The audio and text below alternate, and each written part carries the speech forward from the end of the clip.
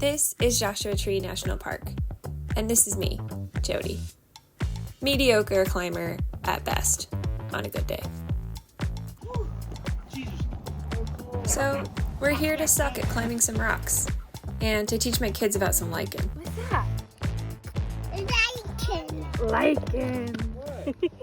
See? Starting something new can feel a little silly. As a beginner in anything, there's a big gap between where we are right now and where we want to be. And I think that sometimes that gap can feel so big that it can prevent us from even starting. Because the truth is, as a beginner, we'll almost definitely suck.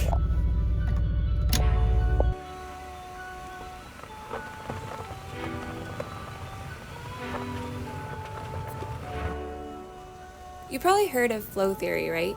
When time gets all stretchy, expanding and contracting like a well-worn rubber band. That's flow. It's when you're pushing your limits, but not so hard you're about to snap. I feel it when I'm knee-deep in something that's just beyond my current abilities. Flow theory was first introduced by psychologist Mihai Csikszentmihalyi, who illustrated this concept in what's often called the flow channel graph. On one axis, you've got how good you are at something, and on the other, how tricky it is. It shows the optimal state where the challenge level matches the skill level. And it can be pretty tough when we get this balance wrong. So I remember we finally got it together. We had always wanted to try mountain biking, and it started off innocently enough. We found this really rad trail and we were going down this downhill. It wouldn't be a true sister-sister outing if we didn't immediately get too big for our britches and egg each other on. And I remember I just went for it. Suddenly I was flying through the air, and luckily I was wearing a helmet, but I skidded in across the grass and the dirt, and it was just so sure. In this case, my skill level was definitely not matched up to the challenge. But you know what? The things that make us feel like an absolute right fool are the best memories. It wasn't just a Sunday afternoon anymore, it was an adventure.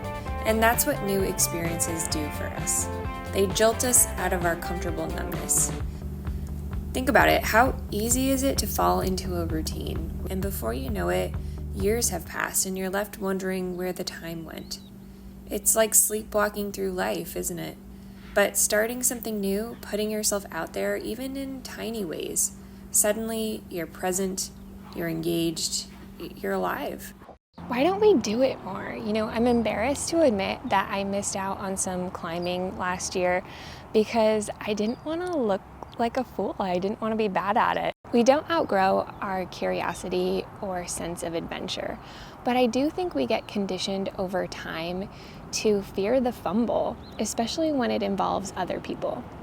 The gap is wide, and it grows with comparison. We tend to compare our beginnings to other people's middles and ends. Everybody starts somewhere. So for me, my gap and a little bit intimidating new something is this: pressing record.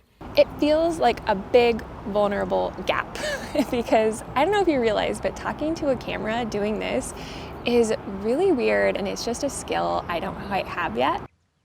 So I'd love to share some ideas, introduce you to some people, and talk some stories I really care about, because ideas shared have legs. And I'm secretly hoping that this little project will attract some like-hearted people, because if you've watched this far, I think we would definitely vibe, and I'd love to get to know you better. And I decided that some things in my life I'm gonna do just for the joy of the doing.